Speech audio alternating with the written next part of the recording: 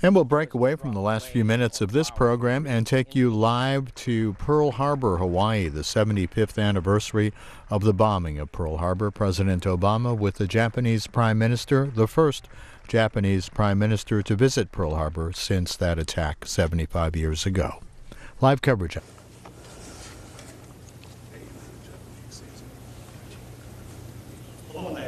President Obama, Commander Harris, ladies and gentlemen, and all American citizens,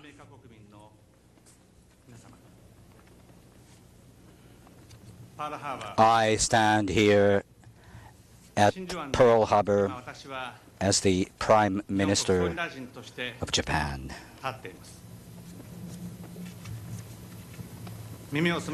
If we listen closely, we can make out the sound of restless waves breaking and then retreating again. A calm inlet of brilliant blue is radiant with the gentle sparkle of the warm sun.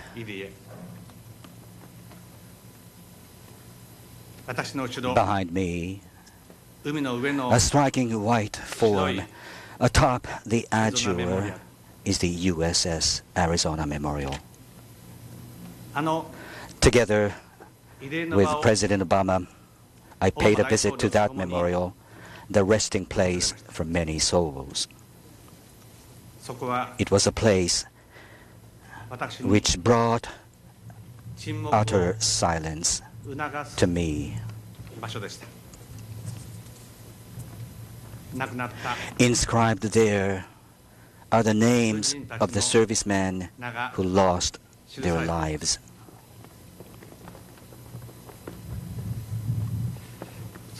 Sailors and Marines hailing from California and New York, Michigan and Texas, and various other places, serving to uphold their noble duty of protecting the homeland they loved, lost their lives amidst searing flames that day when aerial bombing tore the USS Arizona in two.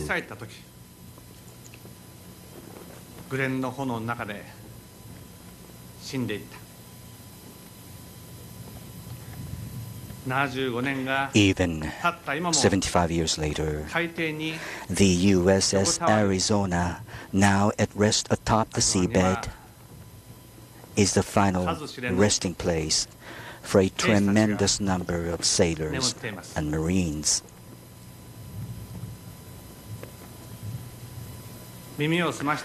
Listening again as I focus my senses, alongside the song of the breeze and the rumble of the rolling waves, I can almost discern the voices of those crewmen. Voices of lively conversations, upbeat and at ease on that day, on a Sunday morning. Voices of young servicemen talking to each other about their futures and dreams. Voices calling out the names of loved ones in their very final moments. Voices praying for the happiness of children still unborn.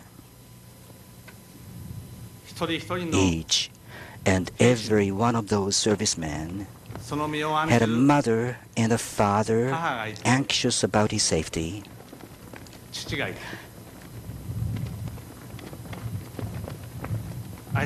Many had wives and girlfriends they loved, and many must have had children they would have loved to watch grow up.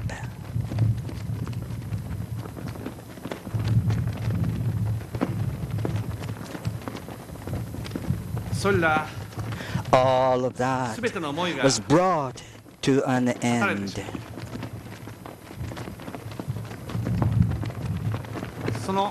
When I contemplate that solemn reality,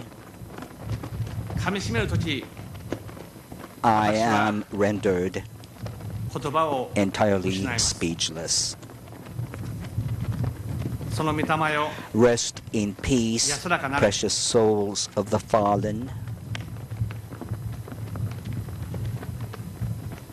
With that overwhelming sentiment, I cast flowers on behalf of Japanese people upon the waters where those sailors and Marines sleep. President Obama, the people of the United States of America, and the people around the world, as the Prime Minister of Japan, I offer my sincere and everlasting condolences to the souls of those who lost their lives here, as well as to the spirits of all the brave men and women whose lives were taken by a war that commenced in this very place, and also to the souls of the countless innocent people who became victims of the war.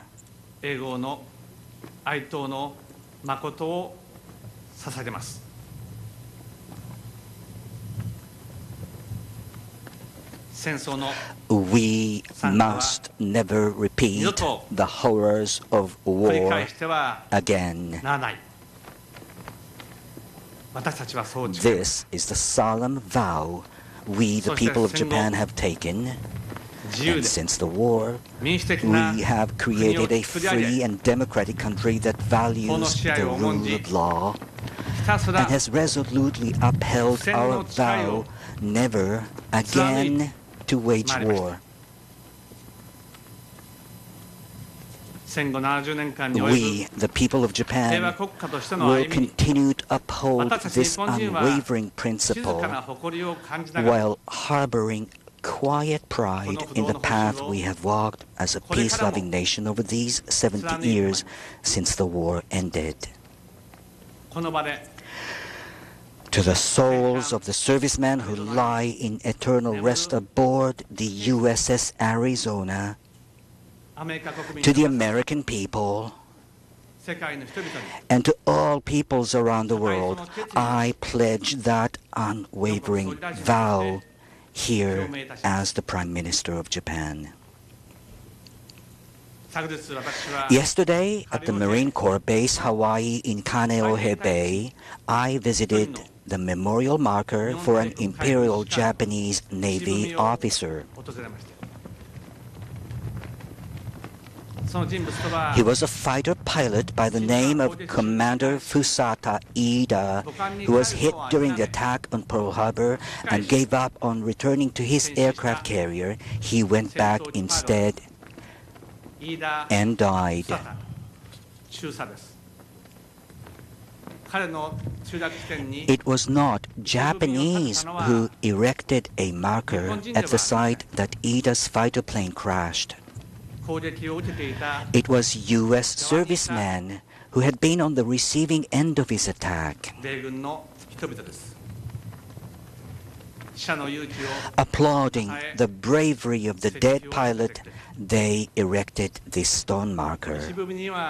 On the marker, his rank at that time is inscribed Lieutenant, Imperial Japanese Navy, showing the respect toward a serviceman who gave his life for his country.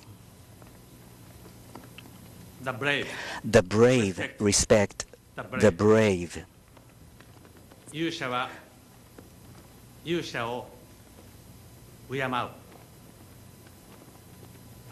So wrote Ambrose Bierce in a famous poem. Showing respect even to an enemy they fought against, trying to understand even an enemy that they hated. Therein lies the spirit of tolerance embraced by the American people. When the war ended, And Japan was a nation in burnt-out ruins as far as the eye could see, suffering under abject poverty. It was the United States and its good people that unstintingly sent us food to eat and clothes to wear.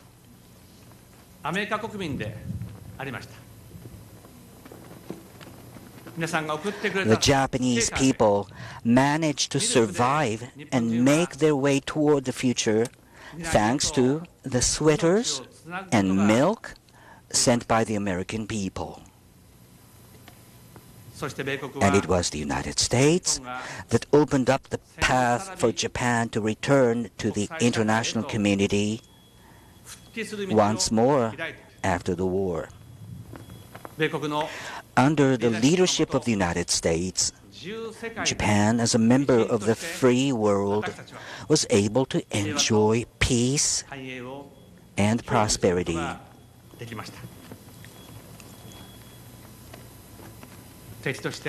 The goodwill and assistance you extended to us Japanese, the enemy you had fought so fiercely, together with a tremendous spirit of tolerance, were etched deeply into the hearts and minds of our grandfathers and mothers.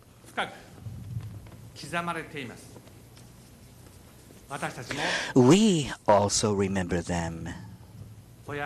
Our children and grandchildren will also continue to pass these memories down and never forget what you did for us. The words passed through my mind. Those words inscribed on the wall at the Lincoln Memorial in Washington, D.C., where I visited with President Obama. With malice toward none, with charity for all, let us strive on to do all which may achieve and cherish a lasting peace among ourselves and with all nations.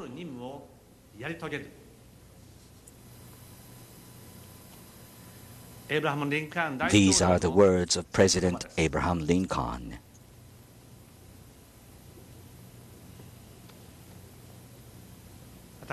On behalf of the Japanese people, I hereby wish to express once again my heartfelt gratitude to the United States and to the world for the tolerance extended to Japan.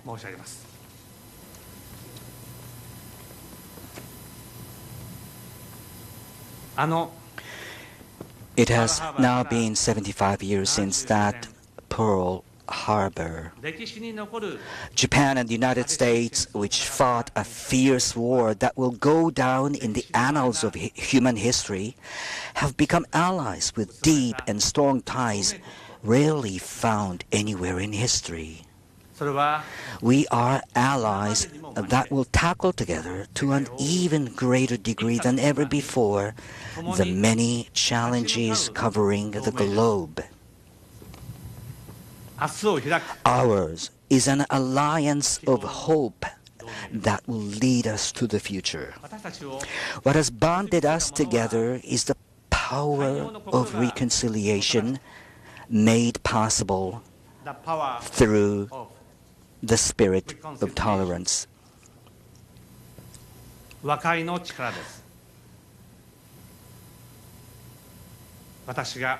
I want to appeal to the people of the world here at Pearl Harbor, together with President Obama, is this power of reconciliation. Even today, the horrors of war have not been eradicated from the surface of the world. There is no end to the spiral where hatred creates hatred. The world needs the spirit of tolerance and the power of reconciliation now, and especially now. Japan and the United States, which have eradicated hatred and cultivated friendship and trust on the basis of common values, are now, and especially now, taking responsibility for appealing to the world about the importance of tolerance and the power of reconciliation. That is precisely why the Japan-U.S. alliance is an alliance of hope.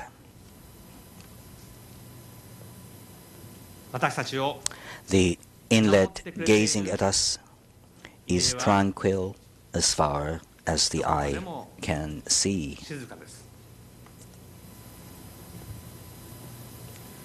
Pearl Harbor.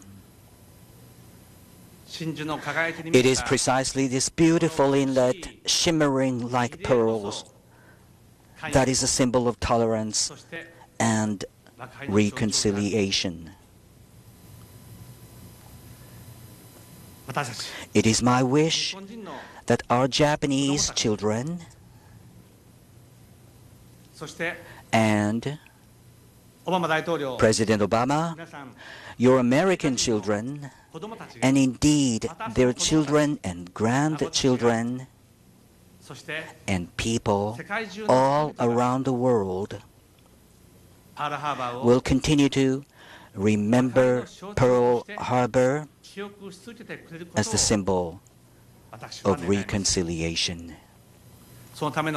We will spare no efforts to continue our endeavors to make that wish a reality. Together with President Obama, I hereby make my steadfast pledge.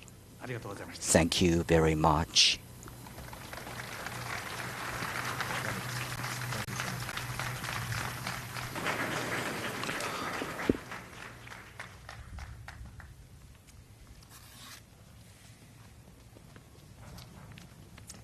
Prime Minister Abe, on behalf of the American people, thank you for your gracious words. Thank you for your presence here today. A historic gesture that speaks to the power of reconciliation and the alliance between the American and Japanese peoples. A reminder that even the deepest wounds of war can give way to friendship and lasting peace. Distinguished guests, members of our armed forces, and most of all, survivors of Pearl Harbor and their loved ones. Aloha. To Americans, especially to those of us who call Hawaii home, this harbor is a sacred place. As we lay a wreath or toss flowers into waters that still weep, we think of the more than 2,400 American patriots, fathers and husbands, wives and daughters, manning heaven's rails for all eternity. We salute the defenders of Oahu, who pulled themselves a little straighter every December 7th, and we reflect on the heroism that's shown here 75 years ago. As dawn broke that December day, paradise never seemed so sweet. The water was warm and impossibly blue. Sailors ate in the mess hall or readied themselves for church, dressed in crisp white shorts and t-shirts. In the harbor, ships at anchor floated in neat rows. The California, the Maryland, and the Oklahoma, the Tennessee, the West Virginia, and the Nevada. On the deck of the Arizona, the Navy band was tuning up. That morning, the ranks on men's shoulders defined them less than the courage in their hearts. Across the island, Americans defended themselves however they could, firing training shells, working old bolt-action rifles.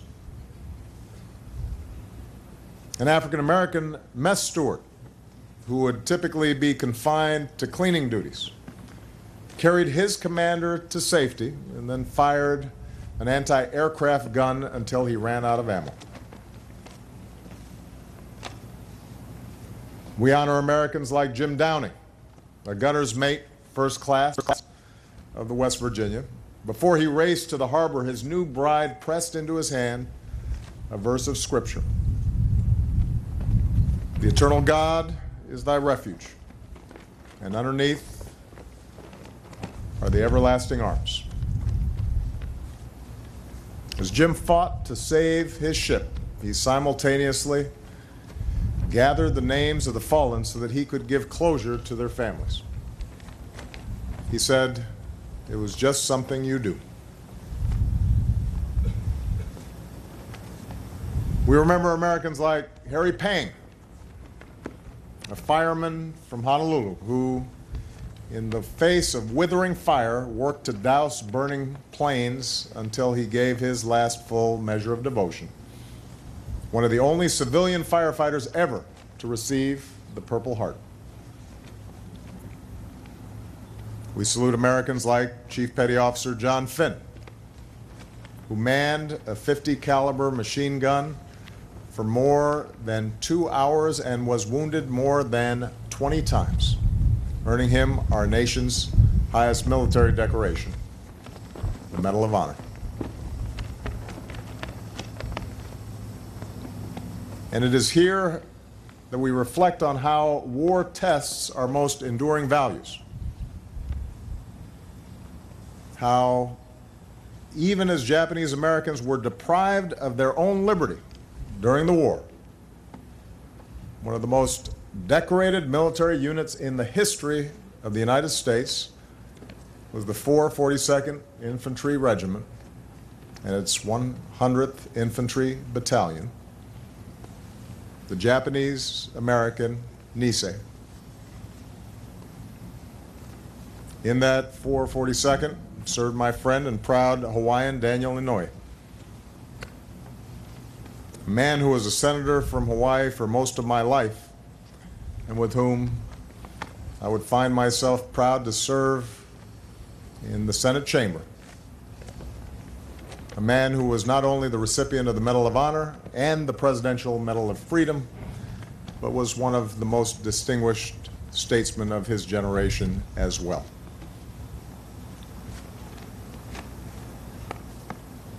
Here at Pearl Harbor, America's first battle of the Second World War roused a nation.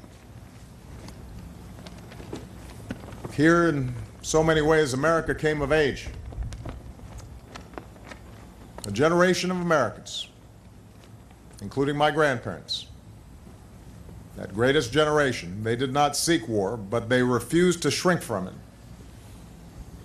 And they all did their part on fronts and in factories. And while 75 years later, the proud ranks of Pearl Harbor survivors have thinned with time, the bravery we recall here is forever etched in our national heart. I would ask all our Pearl Harbor and World War II veterans who are able to please stand or raise your hands, because a grateful nation thanks you.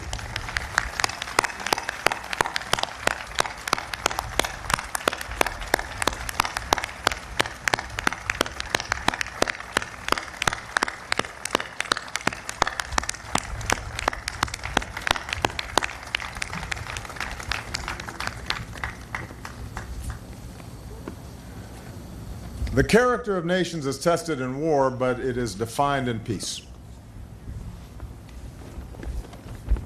After one of the most horrific chapters in human history, one that took not tens of thousands, but tens of millions of lives, with ferocious fighting across this ocean, the United States and Japan chose friendship, and they chose peace. Over the decades, our alliance has made both of our nations more successful.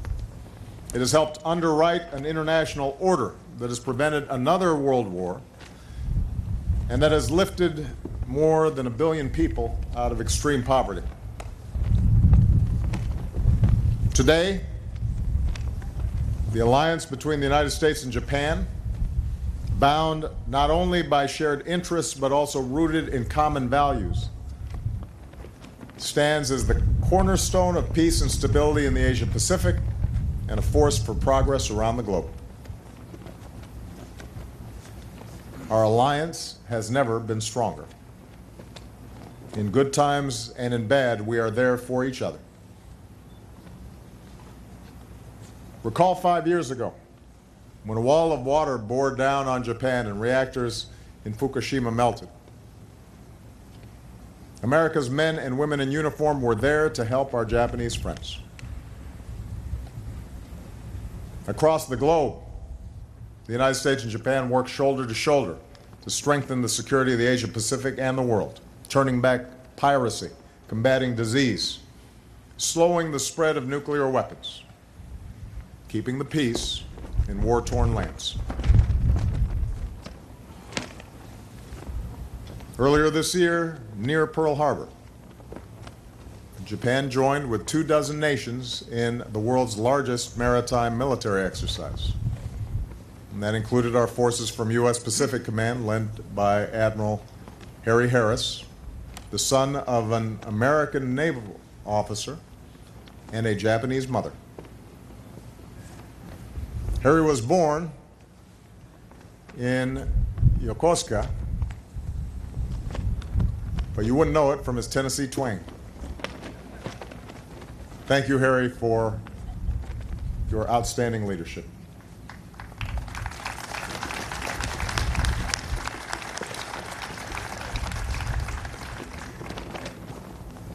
In this sense, our presence here today, the connections not just between our governments, but between our people, the presence of Prime Minister Abe here today, remind us of what is possible between nations and between peoples. Wars can end. The most bitter of adversaries can become the strongest of allies. The fruits of peace always outweigh the plunder of war. This is the enduring truth of this hallowed harbor. It is here that we remember that even when hatred burns hottest, even when the tug of tribalism is at its most primal, we must resist the urge to turn inward. We must resist the urge to demonize those who are different. The sacrifice made here, the anguish of war, reminds us to seek that divine spark that is common to all humanity. It insists that we strive to be what our Japanese friends called otagai no tameni, with and for each other. That's the lesson of Captain William Callahan of the Missouri. Even after an attack on his ship, he ordered that the Japanese pilot be laid to rest with military honors, wrapped in a Japanese flag sewn by American sailors. It's the lesson in turn of the Japanese pilot who, years later, returned to this harbor, befriended an old Marine bugler, and asked him to play taps and lay 2 roses at this memorial every month, one for America's fallen and one for Japan's. It's a lesson our 2 peoples learn every day in the most ordinary of ways, whether it's Americans studying in Tokyo, young Japanese studying across America, scientists from our 2 nations together unraveling the mysteries of cancer or combating climate change, exploring the stars. It's a baseball player like Ichiro lighting up a stadium in Miami, buoyed by the shared pride of 2 peoples, both American and Japanese, united in peace and friendship.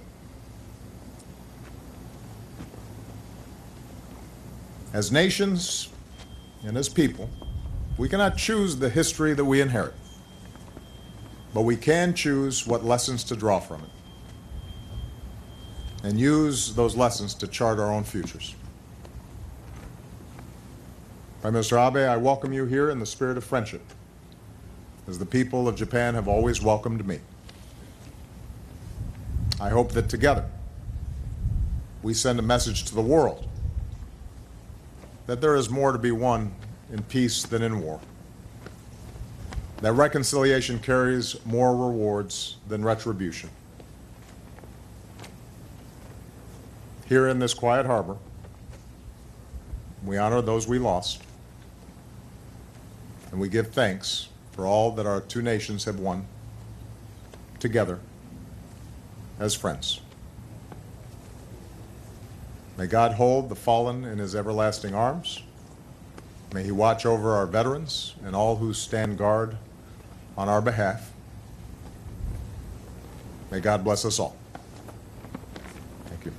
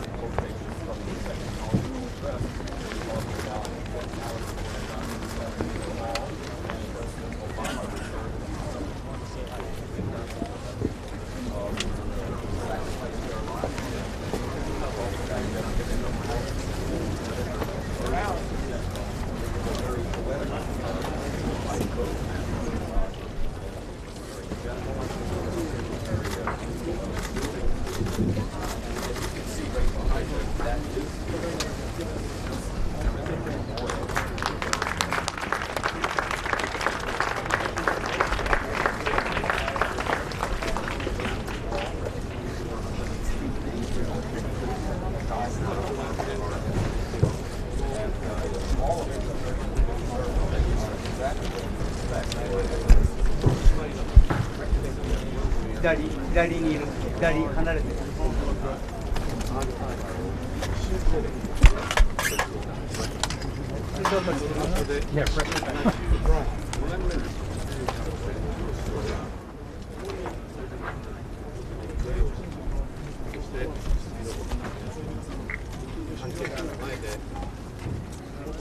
和解の中枢をいうそして日本とアメリカとの同盟関係に再確認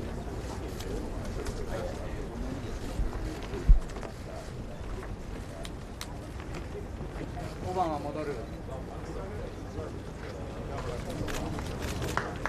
壁につけて戻りますね。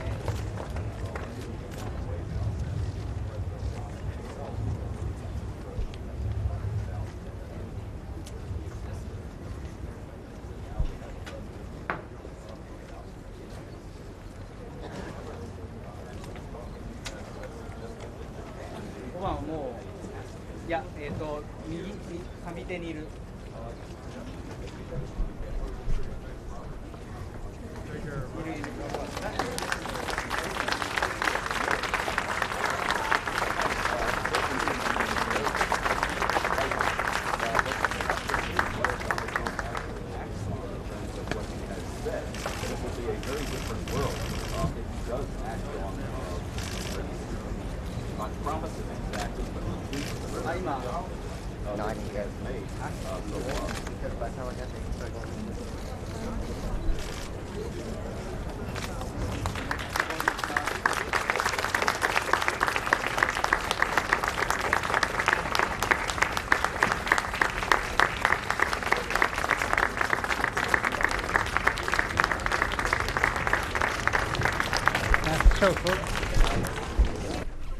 And there you see President Obama and the Prime Minister of Japan in a historic set of remarks there at Pearl Harbor, and then meeting with a couple of the veterans of the attack of Pearl Harbor, both the President and the Japanese Prime Minister.